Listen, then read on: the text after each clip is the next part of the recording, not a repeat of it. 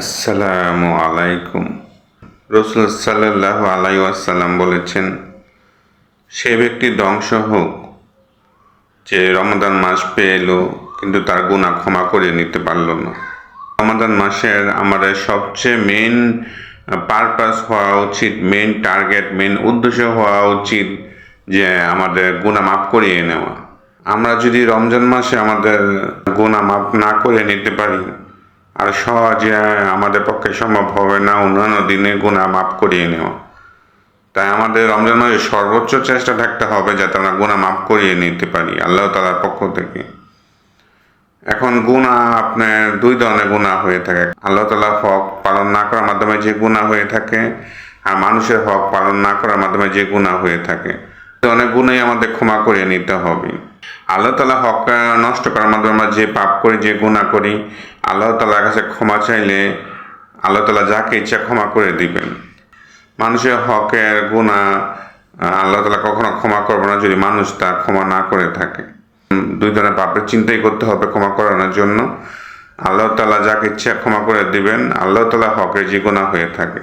কিন্তু মানুষের হকের গুনাহ আল্লাহ তাআলা ক্ষমা করবে না যতক্ষণ পর্যন্ত মানুষ না ক্ষমা করেন।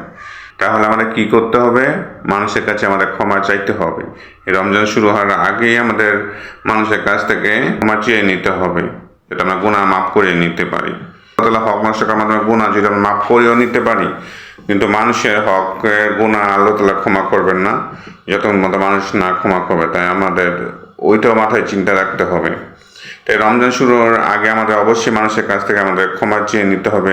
আমরা যদি কারো কষ্ট দিয়ে থাকি, কারোর উপর জুলুম করে থাকি, কারো হক মেরে থাকি, কারো ক্ষতি করে থাকি, কারো নামে কোনো গীবত করে থাকি, সব বিষয়ের উপরে আমাদের মানুষের কাছে ক্ষমা চেয়ে নিতে হবে।